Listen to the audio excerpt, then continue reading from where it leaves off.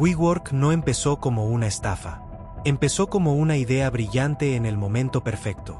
Una idea tan seductora que logró convencer a algunos de los inversionistas más poderosos del planeta de que estaban frente al futuro del trabajo. Un futuro flexible, moderno, comunitario.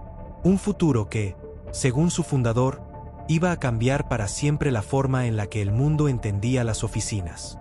Y durante un tiempo, absolutamente todos le creyeron. Bancos, fondos de inversión, celebridades, ejecutivos de Wall Street, incluso gobiernos. Pero detrás de esa narrativa inspiradora se estaba construyendo algo muy distinto. Algo frágil, algo inflado, algo que, cuando la realidad golpeó, estuvo a punto de convertirse en uno de los mayores engaños financieros de la historia moderna.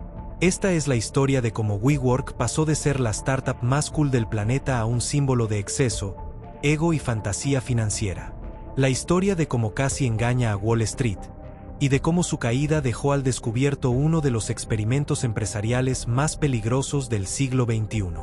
Quédate hasta el final, porque lo que ocurrió puertas adentro fue mucho más grave de lo que la mayoría imagina. Para entender WeWork, primero hay que entender a Adam Neumann. Un personaje magnético, carismático, desbordado de confianza y con una habilidad casi sobrenatural para convencer a otros de que él veía algo que el resto del mundo aún no podía ver. Adam nació en Israel, creció entre mudanzas constantes y desde joven mostró una mezcla explosiva. Ambición desmedida, aversión a la autoridad y una fe ciega en sí mismo. No era un ingeniero brillante ni un genio técnico. Su talento era otro: vender sueños. Antes de WeWork, Adam ya había probado suerte como emprendedor. Su primer proyecto fue una empresa llamada Crawlers, dedicada a vender ropa para bebés con rodilleras incorporadas. La idea no funcionó y el negocio fracasó rápidamente. Para muchos, ese habría sido el final del camino. Para Adam, fue solo el calentamiento. Años después, junto a Miguel M. Seckelbey, un arquitecto con una visión mucho más técnica y estructurada, Adam empezó a desarrollar una nueva idea. Ambos compartían una obsesión: los espacios físicos. Creían que los lugares donde trabajamos influyen directamente en cómo pensamos, cómo creamos y cómo nos relacionamos. En 2008, en plena crisis financiera global, decidieron apostar por algo que parecía contracultural. Espacios de trabajo compartidos, bien diseñados, flexibles y orientados a crear comunidad. Así nació Green Desk, un proyecto pequeño, ecológico, con oficinas compartidas construidas con materiales reciclados. El concepto funcionó. Tan bien, que los dueños del edificio donde operaban decidieron comprarles el negocio. Con el dinero de esa venta, Adam y Miguel hicieron algo clave: no se conformaron. Querían algo más grande, mucho más grande. En 2010 nace oficialmente WeWork. El nombre ya decía mucho. No era eWork, no era YouWork, era We. Comunidad, pertenencia, tribu. Desde el inicio, Adam entendió que no estaba vendiendo oficinas. Estaba vendiendo una identidad, una forma de vida. Y eso fue fundamental para todo lo que vendría después. El modelo parecía sencillo. WeWork alquilaba grandes edificios a largo plazo, los remodelaba con un diseño moderno y luego subarrendaba espacios más pequeños a startups, freelances y empresas, con contratos flexibles y servicios incluidos. En teoría, ganaban dinero con la diferencia entre el alquiler a largo plazo y el subarriendo a corto plazo. En la práctica, el negocio era muchísimo más riesgoso de lo que parecía. Pero eso no importó al principio, porque WeWork crecía a una velocidad absurda. Ciudades nuevas cada mes, edificios enormes, oficinas llenas de jóvenes emprendedores, café gratis, cerveza artesanal, eventos, charlas motivacionales. Todo envuelto en una estética impecable y un discurso casi espiritual sobre elevar la conciencia del mundo. Adam Neumann no se presentaba como un CEO tradicional. Se presentaba como un visionario. Hablaba de energía, de vibraciones, de propósito. Decía que WeWork no era una empresa inmobiliaria, sino una empresa tecnológica. Y esa simple etiqueta lo cambió todo. Porque Wall Street no valora igual a una inmobiliaria que a una empresa tech. Una inmobiliaria crece lento, tiene márgenes ajustados y depende de activos físicos. Una empresa tecnológica promete escalabilidad infinita, crecimiento exponencial y disrupción. Adam lo sabía, y lo explotó hasta el límite. Los inversionistas empezaron a llegar. Primero fondos pequeños, luego nombres cada vez más grandes. Pero el punto de quiebre fue SoftBank. Masayoshi Son, fundador de SoftBank, conoció a Adam en una reunión que duró menos de una hora. Según cuentan, Adam habló sin parar, dibujó su visión del futuro, prometió cambiar cómo el mundo trabajaba y convenció a Son de que WeWork podía convertirse en una de las empresas más grandes del planeta. SoftBank no solo invirtió, apostó de forma agresiva. Miles de millones de dólares. Con ese dinero, WeWork entró en una nueva fase. Ya no se trataba de crecer rápido. Se trataba de crecer a cualquier costo. Abrían oficinas sin estudiar la demanda real. Firmaban contratos de alquiler por 10, 15 o incluso 20 años, mientras ofrecían membresías mensuales a sus clientes. El descalce era enorme. Si la economía se desaceleraba, WeWork quedaba atrapada pagando alquileres gigantes sin ingresos suficientes. Pero nadie parecía preocupado. Las valuaciones subían. Cada ronda de inversión inflaba el precio de la empresa. En el papel, WeWork valía decenas de miles de millones de dólares. Adam Neumann se convirtió en multimillonario, sin que la empresa fuera rentable. Y aquí es donde la historia empieza a oscurecerse. Porque mientras hacia afuera WeWork vendía comunidad y propósito, hacia adentro reinaba el caos. Decisiones impulsivas, gastos excesivos, conflictos de interés. Adam alquilaba edificios de su propiedad a WeWork, usaba aviones privados, organizaba fiestas descontroladas, promovía una cultura interna donde cuestionar al líder era mal visto. Pero lo más grave no era el estilo de vida. Era la narrativa financiera. WeWork perdía miles de millones de dólares al año. Y aún así, Adam insistía en que la rentabilidad no importaba, que lo importante era el crecimiento, que una vez que dominaran el mercado, el dinero llegaría solo. Un discurso muy común en Silicon Valley, pero extremadamente peligroso en un negocio tan intensivo en capital físico. El plan final era claro: salir a bolsa, hacer un IPO, convertirse oficialmente en una empresa pública. Y ahí es donde WeWork casi engaña a Wall Street, porque cuando una empresa privada busca salir a bolsa, debe abrir sus libros, mostrar números reales, riesgos reales. Y por primera vez, el mundo pudo ver lo que realmente había detrás de WeWork. Lo que apareció en esos documentos fue una bomba. Pérdidas gigantescas. Un modelo de negocio difícil de sostener. Un CEO con control absoluto y decisiones cuestionables. Una empresa que hablaba como una startup tecnológica, pero operaba como una inmobiliaria altamente endeudada. Los analistas empezaron a hacer preguntas. Muchas preguntas. Y las respuestas no convencían. La narrativa empezó a romperse. La prensa financiera cambió el tono. Lo que antes era admiración se transformó en escepticismo. Luego en burla. Luego en alarma. La valuación que alguna vez rozó cifras astronómicas empezó a desplomarse. Y entonces, en cuestión de semanas, el castillo de naipes comenzó a caer. Pero lo que ocurrió después fue aún más impactante. Renuncias forzadas. Acuerdos millonarios. Inversionistas desesperados. Empleados confundidos. Y una empresa que pasó de ser el símbolo del futuro a un ejemplo de todo lo que puede salir mal cuando el hype supera a la realidad.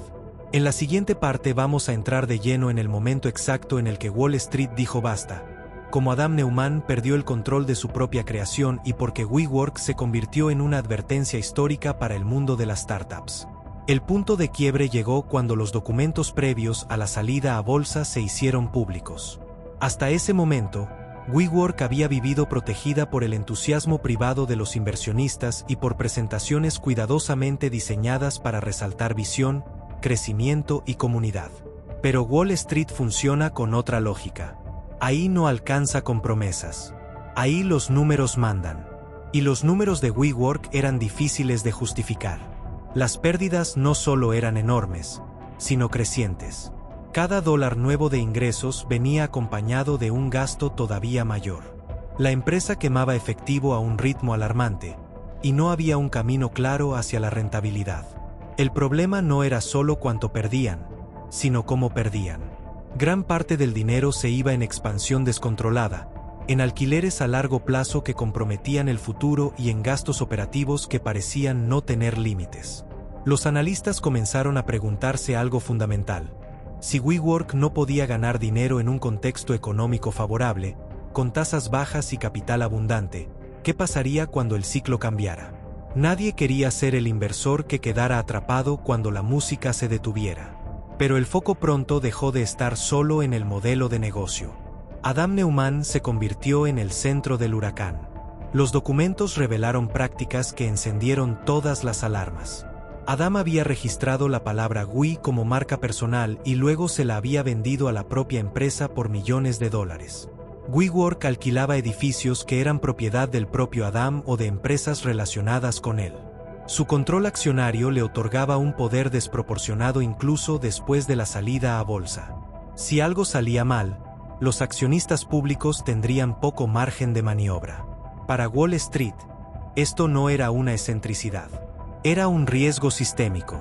La figura del fundador visionario, que en Silicon Valley suele ser celebrada, empezó a verse como un problema.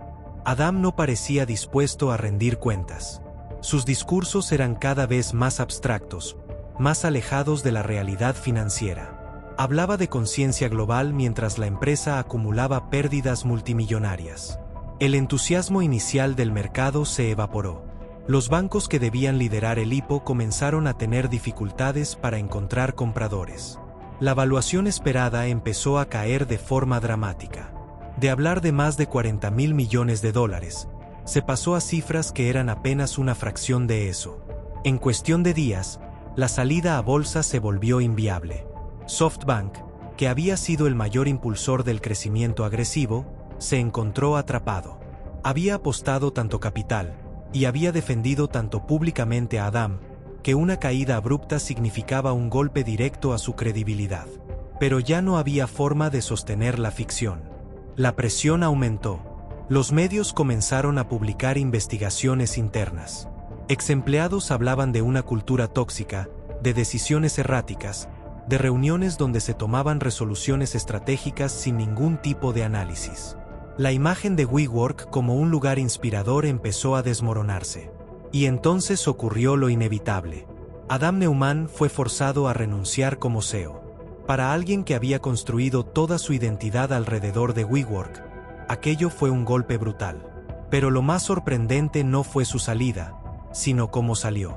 En lugar de irse con las manos vacías, Adam negó con un acuerdo millonario.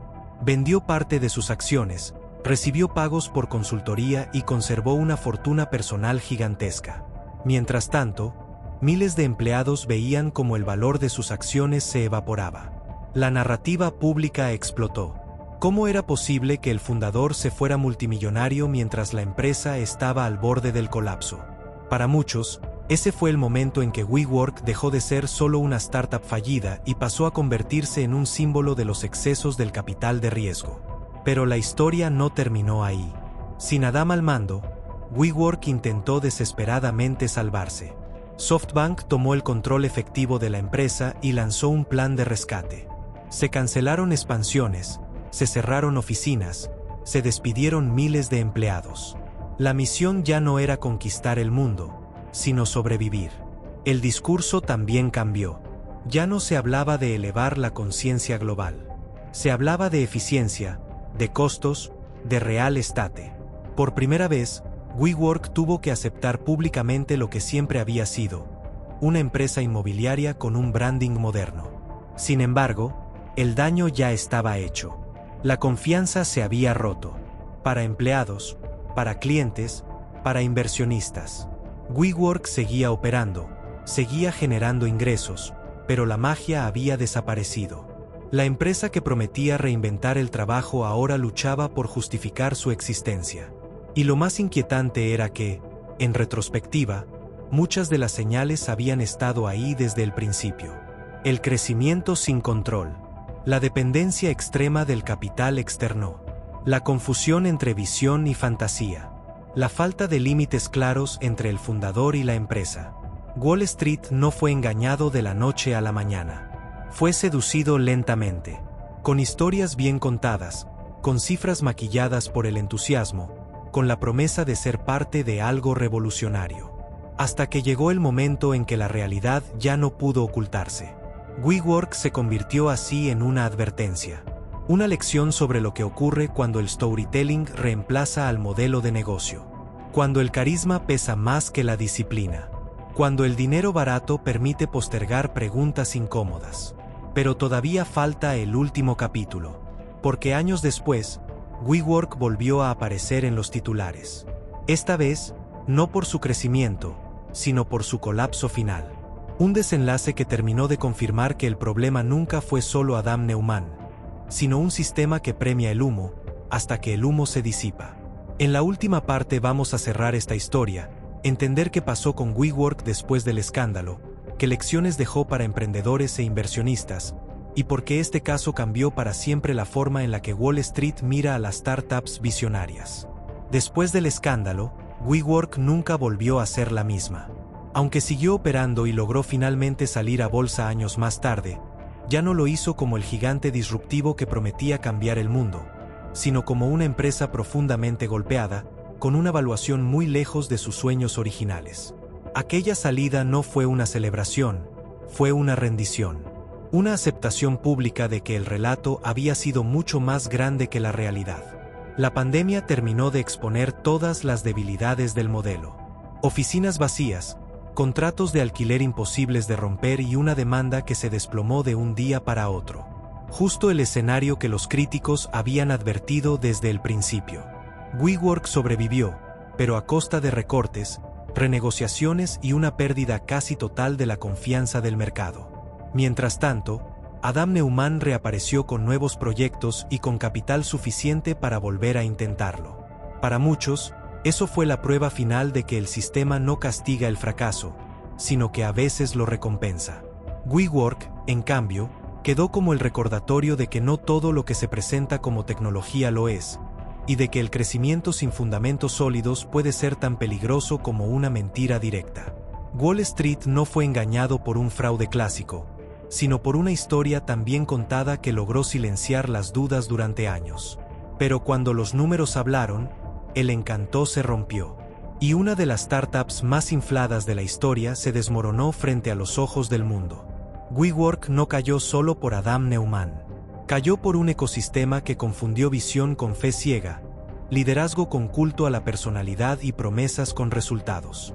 Y esa es la verdadera lección de esta historia. Si te interesa entender cómo el poder, el dinero y el ego pueden construir imperios, y destruirlos igual de rápido, suscríbete al canal. Porque historias como esta no son solo del pasado. Siguen ocurriendo hoy, y seguirán ocurriendo mientras alguien esté dispuesto a creer en un sueño sin mirar los números.